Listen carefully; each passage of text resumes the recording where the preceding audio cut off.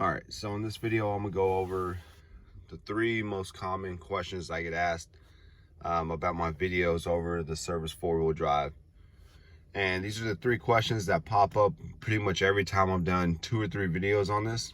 And if you haven't watched the other videos, check it out. I have a longer video with a detailed process of how to go over and how to diagnose and how to figure out what the problem is and what actually fixed mine. Mine ended up being the transfer case control module, and that took a couple hours of diagnosing and going over and, you know, looking at grounds and checking fuses and going over a bunch of stuff. But I'm gonna move on to the first question that this is like the most asked question I get all the time on these videos.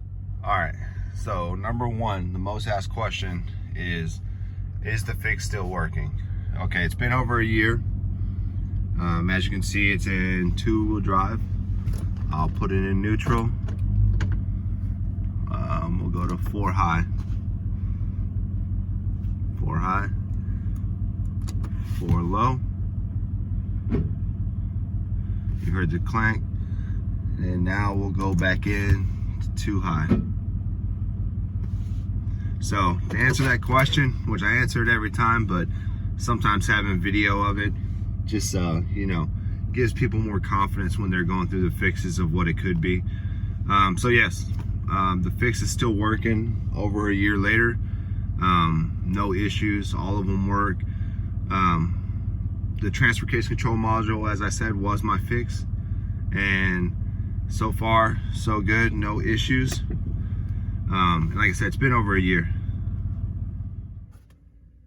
All right, so number 2, which is a pretty frustrating question, but it's, do you think this is my problem with my car? I don't know. I can't answer that question for you. I don't know exactly what is going on with your car. Like I said, all my videos are based on diagnosing the issue that I had, which is a common issue. But I don't know if it's the problem with your car. So typically, the first thing I'll ask someone that asked that question is going to be, did you watch the video and did you go through all the steps? So if you went through all those steps, you know, you reset the battery, you checked your grounds, you checked your fuses, you know, you tried swapping parts out with a junkyard part, such as the switch or the TCCM, which is like $5. If that wasn't your problem, then most likely no, it's not your problem. But if you go through all the steps and you have a question, ask a specific question like, hey, when you checked the fuses or when you pulled the Trek fuse, did you have the car key on, or, you know, something like that. But as far as like, will the videos that I've made fix your problem for your car? I can't answer that question because I don't know exactly what the problem is with your car. All right, and number 3, the most asked questions on the service 4-wheel drive is going to be, have you learned anything else outside of the video? And the answer to that is yes. I've talked to quite a few people on YouTube. They weren't related to my specific issues, but I've tried to post them in the comments and reiterate like what other people, you know, have found. And one of the most common ones, which I even checked out mine just to look at it because, you know, it made sense what the guy was talking about. The guy's username is Laramie Jim. And he actually said he put his truck on a lift and looked at his harness. And when he unplugged it, it was basically full of water. So he had a bad connection on his transfer case harness. So the harness that runs on the bottom goes to the bottom where the transfer case is. There's 2 plugs, or 1 plug that goes to each other. And typically this plug is exposed. So if you're driving through snow, rain, mud, water, anything like that, this plug can build up grime and collect water. The wire and loom actually holds water. And when I looked at mine, it was filthy. Like, I unplugged it, it was just filthy. Like, the loom had held water, but that wasn't my issue.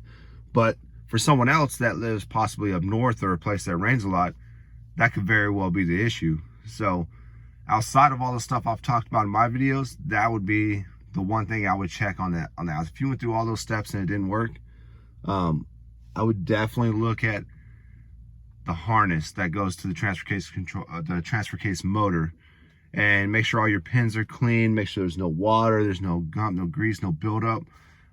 Because like I said, that guy Laramie Jim that I was talking to, he actually went through all the steps, nothing fixed it, and it took him putting on a lift, blowing his wiring harness out with the air hose, and that actually fixed his issue.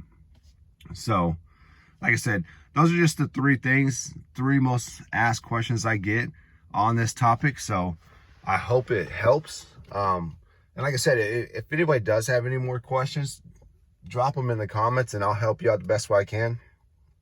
And the good thing about these, like a lot of the comments that get posted, is other people will reply too with, hey, I tried that, but it didn't work. And you know, this is what helped me. So if I can't answer it for you, someone else has went through the steps and they found another fix that might help you. But like I said, those are just the three most common.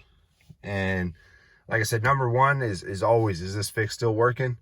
Yes, it's still working. Number two is it gets asked a lot. And like I said, that's just, will this fix my car? I don't know. Like, I don't know what's wrong with your car. And then number three, like I said, it was the transfer case motor harness that's actually on the transfer case. And the guy Laramie Jim found out it was dirty. He sprayed it off, cleaned it off, fixed all his issues. So like I said, watch the videos, you know, follow the steps. If the steps don't work at that point, then move on and, you know, start asking other questions. Thanks for watching, guys.